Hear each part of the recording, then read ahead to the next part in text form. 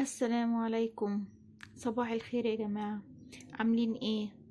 يا رب تكونوا بخير. يلا نبتدي مع بعض بفلوج النهاردة، وفلوج جديد ومختلف. وطبعا كالعادة ان احنا هنروح نصور في مكان جديد ومختلف.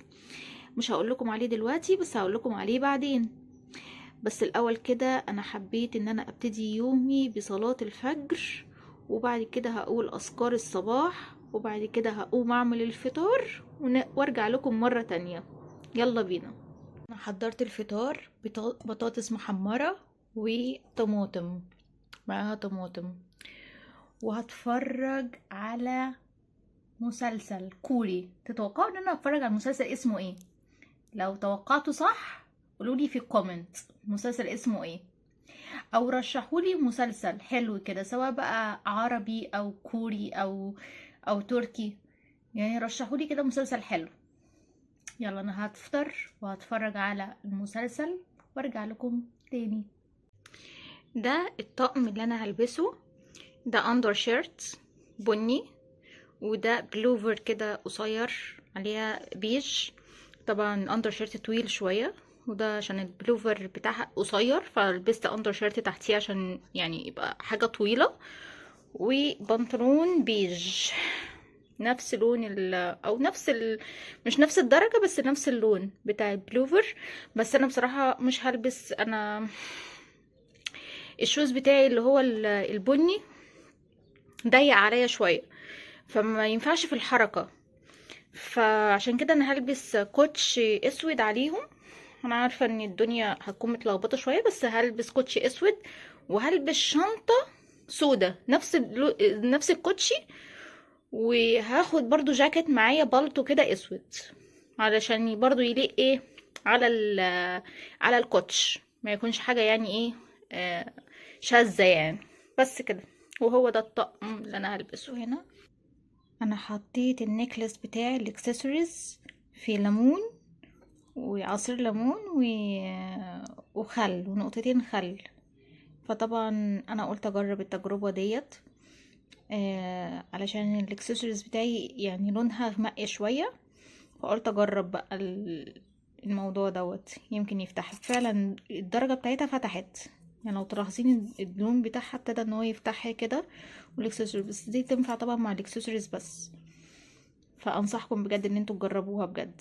ليمون مع نقطتين خل بس. وتسيبوها مثلا ساعتين 3 كده، وعادي تلبسوا الاكسسوارز عادي، وتنشفوها تلبسوا الاكسسوارز عادي. بس كده. بصوا لونها عامل ازاي، افتحت. كان نفسي اوريكم لون النكلس قبل ما لونها يفتح كده. بس دلوقتي بص افتحت اهي، ولونها رجع تاني للدهبي. هي مش قوي يعني، بس احسن من الاول يعني. بس كده. عاوزه اقول لكم ان انا دلوقتي في السيده زينب، وتحديدا في مسجد احمد ابن طولون. عاوزه اقول لكم ان انا دي تاني مره اجي فيها مسجد اجي فيها السيده زينب واتعب.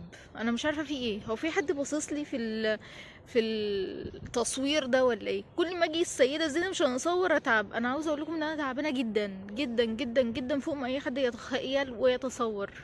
والله العظيم معدتي مره واحده يعني قلبت كده عليا، وحاسه ان انا دايخه وعاوزه اجيب كل بطني اعراض كده، اعراض غريبه عجيبه. ربنا يسترها يا رب علينا ويبعد عننا العين. يلا بقى تعالى اوريكم بقى ايه تفاصيل المكان. دخول من هنا، دخول المسجد من هنا. بنحط طبعا هناك كده، بنحط الشوزات بتاعتنا و في خزنه كده يعني عشان ما تضيعش وكده. وبعد كده بندخل المسجد. المسجد دوت تقريبا من اكبر المساجد. بصوا الاجانب كلهم هناك، سياح هناك.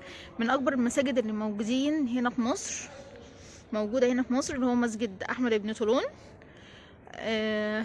بس يقال ان هو محدش صلى فيه خالص، ان هو مشكوك في بنائه يعني، الفلوس اللي هو اتبنى بيها بس. فده من اقدم واكبر المساجد اللي موجوده في مصر. مسجد احمد ابن طولون. طبعا احنا المفروض ان احنا نطلع فوق هنا، بس مش عارفه انا يعني هكون عندي الصحه ان انا اطلع ولا لا. فربنا يديني الصحه واوريكم المكان كله من فوق، واوريكم كمان المكان من بره، ان المسجد فعلا ما شاء الله كبير جدا. بس هو ده المسجد. تعالوا بقى اوريه لكم من جوه كده. الاندوسيين بيصلوا اهو، من المساجد العتيقة.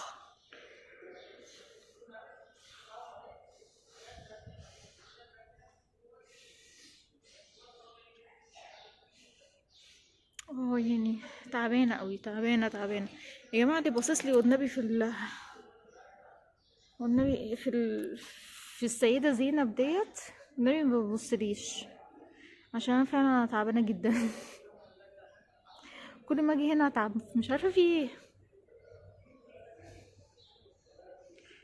اه هوريهولكم بقى الاول من بره كده، وبعد كده اوريهولكم من فوق. يلا بينا. بصوا حاطين ايه، حاطين ميه للحمام عشان يشرب. ربنا يجازيهم خير. فين هو بقى الحمام مش عارفه، بس هم حاطين يعني ايه ميه للحمام، بس اكيد في حمام. بصوا هنا كمان حاطين سجاد بالطول عشان الناس ما تمشيش على الارض، لحد جوه هنا، لحد هناك، عشان الناس ما تمشيش على الارض. ترتاح شويه. صورت شويه وقلت ارتاح شويه. والله تعبانه قوي. بس يلا الحمد لله، ربنا يقوينا يا رب ونخلص اليوم ده على خير.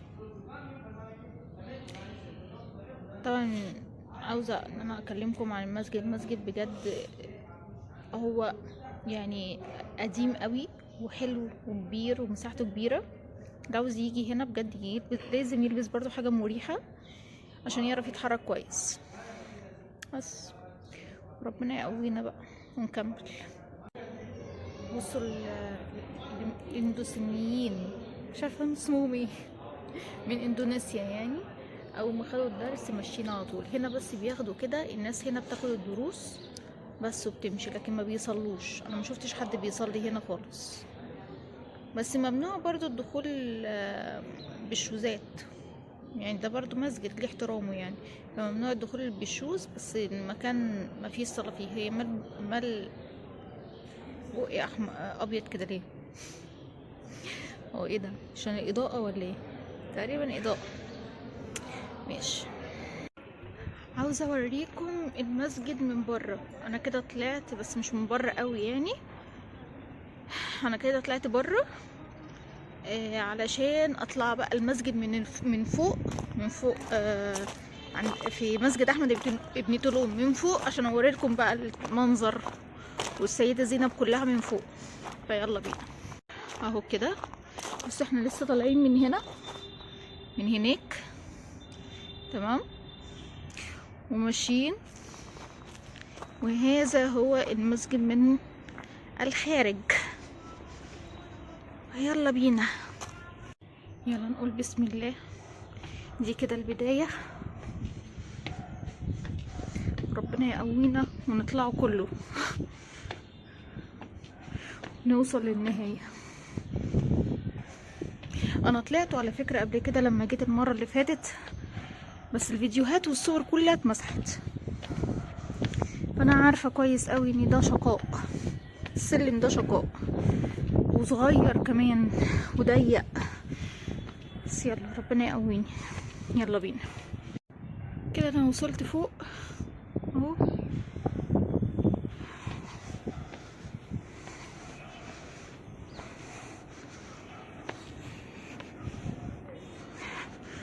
بس غريبة مفيش حد، مفيش حد خالص.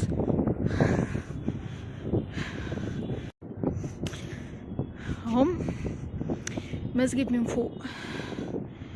معلش نفسي اتقطع، السلم طويل قوي.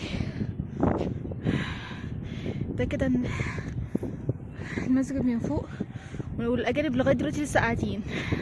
ده لو بيدرسوا المسجد دوت اتبنى ازاي كانوا زمانهم خلصوا. انا مش عارفه ادخل جوه هنا بسببهم، عشان اصور المكان من جوه. انا هنهي الفلوج من هنا من فوق مسجد احمد بن طولون. ولو عجبكم الفلوج ما تنسوش تعملوا لايك كومنت وشير وتفعلوا زر الجرس عشان يوصل لكم كل جديد مني. واللي لسه ما حدش اشترك في القناه يشترك في القناه بسرعه. يلا اشوفكم بقى في فلوج جديد. باي.